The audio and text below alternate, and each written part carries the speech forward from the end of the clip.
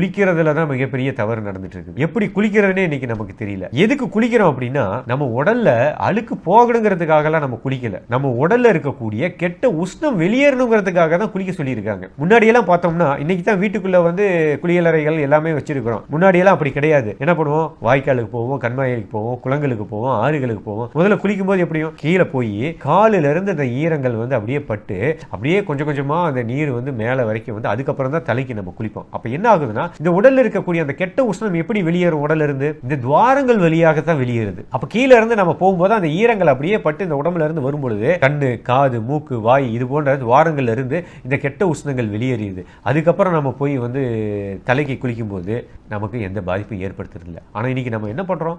பாத்ரூமுக்கு போன உடனே திறந்து விட்டுறோம். மேல இருந்து நமக்கு கொட்டுது.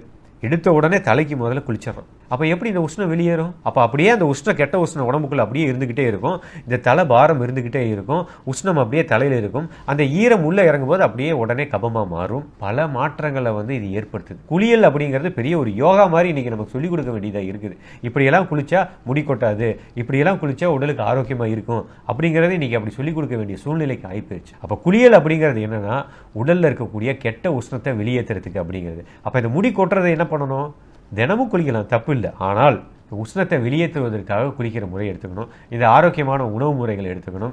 நிஜத்தில் வாழணும். காய்கறிகள், பழங்கள், தேன் இவைகளெல்லாம் அதிகமாக எடுத்துக்கிட்டாலே போதுங்க. இப்போ மேற்கத்திய உணவுகள் மட்டும் தவிர்த்தா போதுமா, இல்லை குறிப்பிட்ட இந்த சில உணவுகள் எடுத்துக்க வேண்டாம் அப்படின்னு ஏதாவது இருக்கா? இல்லை, உணவுனாலே இன்னைக்கு வந்து பொதுவாகவே நமக்கு எல்லாமே தெரியும். நம்ம பாரம்பரிய உணவுன்னு ஏன் சொல்லியிருக்கோம்? இப்போ பாரம்பரிய உணவுனா நமக்கு ஆரோக்கியத்தை தரதுன்னு நமக்கு தெரியுது இல்லையா? இப்போ மேற்கத்திய உணவுன்னு எடுத்துக்கோங்க. மேற்கத்திய உணவில் எல்லா உணவையும் நான் குறை சொல்லலை. இன்றைக்கி குறிப்பிட்ட உணவுகளை நம்ம எடுத்துக்கலாம். அதையே விரும்பி நம்ம இன்றைக்கி சாப்பிட்டுட்டு இருக்கிறோமே, அது உணவு மாதிரியாக இருக்குது. அந்த உணவை காலையில் நம்ம சாப்பிட்றோமே, அது இழுத்தா என்னமோ மாதிரி வருதுங்கிறாங்க. அந்த உணவை காலையில் நம்ம சாப்பிடும்போது இந்த குடல் என்ன பண்ணும்? மாவுச்சத்து அது அப்படியே உள்ளே போய் ஒட்டிக்கும். உயிர்ச்சத்துக்களை நமக்கு தரக்கூடிய உணவாக எப்படி மாறும்? இதே நீங்கள் பழச்சாறுகள் எடுத்துக்கோங்க, பழங்கள் எடுத்துக்கோங்க, காய்கறிகளை எடுத்துக்கோங்க, அது எவ்வளோ சக்திகளாக மாறுது. எனக்கு தேன் சாப்பிட்றோமா? நம்ம தேன் சாப்பிட்றதே கிடையாது. பால் சாப்பிட்றோமா? பாலுங்கிற பேரில் இன்றைக்கி என்னென்னமோ கிடைக்கிது, அதை நம்ம ஒன்றுமே பண்ண முடியாது. நல்ல மாட்டுப்பால் கிடச்சிச்சின்னா சாப்பிட்டுக்கலாம். இந்த மாதிரி உணவுகளை நம்ம எடுத்துக்கணும். அப்போ என்ன பண்ணணும்? உணவை மருந்தாக எடுக்கணும். எப்படி உணவை மருந்தாக எடுத்துக்கிறது? சப்பாத்தி சாப்பிடுங்க. சப்பாத்தி 100% மாவுச்சத்தை ஏன் சாப்பிட்றீங்க? சப்பாத்தியை மருந்தாக மாற்றுங்க. 70% காய்கறிகள், பழங்கள் இது மாதிரி மாற்றுங்க. 30% மாவு சேர்த்துங்க. தோசை சாப்பிடுங்க. தோசையை மருந்தாக மாற்றுங்க. 70% காய்கறிகள், பழங்களாக போட்டுக்கோங்க. மீதி மாவு சேர்ந்துக்கோங்க. அப்படி தான் இன்றைக்கி வந்து சொல்லி கொடுத்துட்டு உணவு முறைகள் வந்து மக்கள் எடுத்துகிட்டு இருக்கிறாங்க, சந்தோஷப்படுறாங்க. நல்ல ருசியாக இருக்குது அப்படின்னு.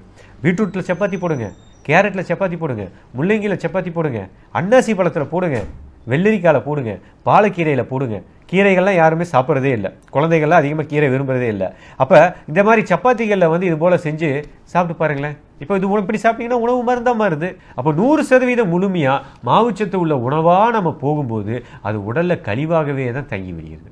முழுமையாலுமே அது வந்து நமக்கு சக்தி தருதா அப்படிங்கிறது இல்லை. இப்போ சிறுதானியம் எடுக்கிறோம், சிறுதானியம் நல்லது அப்படின்னு சொல்கிறோம். அந்த சிறுதானியமும் நமக்கு வந்து மாவுச்சத்தாக தானே மாறுது. முழுமையான சத்தா நமக்கு மாறுறது இல்லையில. அப்போ என்ன சொல்கிறேன்? மாவுச்சத்து உணவுகளை தவிருங்கன்னு நான் சொல்லலை. அதையும் எடுத்துக்கோங்க, அதை மருந்தாக எடுத்துக்கோங்க.